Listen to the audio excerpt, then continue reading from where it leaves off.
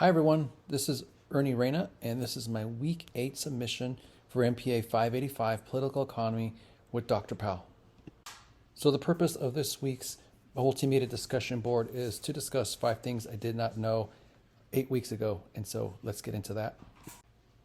And so for the first topic I'm going to discuss is market failures, where the government has to intervene because something the market can no longer do that is a necessity, and the government needs to step in and take care of the failure that the market produced. An example might be a private school. If children have begun going to school in a private setting where the school failed, the government may have to come in and actually take over the school so the continuation of that school can take place and children can continue to get their education. And next is externalities. Externalities come in both positive and negative forms. Externalities are something that happens as a byproduct of a market doing something or a government doing something. An example of a positive externality might be the schooling that children receive in a public school. Children go to school, they get their education that is covered by taxpayers' dollars, so there's no direct money being paid to the public school. And when the children do grow up, they keep going to higher education, they end up getting a job. They may end up coming back to that same community and helping them, so that's a positive externality.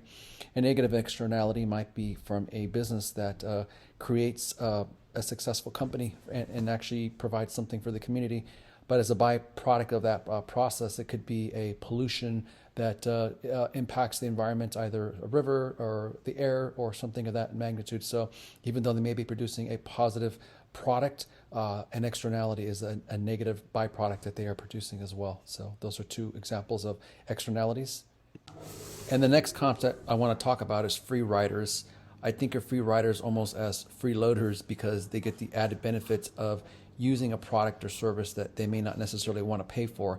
An example is a park, and someone that may not live in that community or neighborhood that didn't pay for that park during assessment, but they get the benefit of being able to use that park for free. So they didn't pay for it, but they're using it, that's free riders in itself. So also considered a market failure. So that's a good example of what I learned this past 8 weeks. The next concept I want to talk about are vouchers, and something that I learned about during the course of this program. And vouchers are interesting because in some places, in some states, some cities, parents may be given vouchers to be able to pay for their children's education. This allows a parent more flexibility, more freedom of where they want to send their child to school.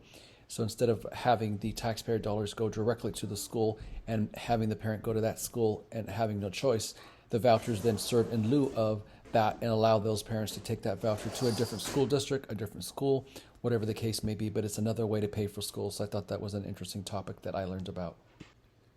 And so the last topic I want to discuss during the course of this program that I learned was a very important one, I believe, is called economic efficiency. And it's important because you need to look at the economy in such a way that things such as taxes don't affect the way the economy functions and operates. So even though we have taxes, we want to make sure that the economy continues to produce at the rate it's producing, and so that there's no what we call these distortion effects that mess it up in terms of sales tax or whatever the case may be. But we want the economy to be operating at its topmost efficiency. So ensuring that something like taxes don't interfere and making sure that it operates at its optimal level. So that is economic efficiency. And so in closing, I just want to say that I've really enjoyed my time here in the MPA 585 political economy class with Dr. Powell. It's been a great time learning, and I've enjoyed every single minute of it. I hope you enjoy my presentation, and I look forward to working with a lot of you in the next sessions. Thank you.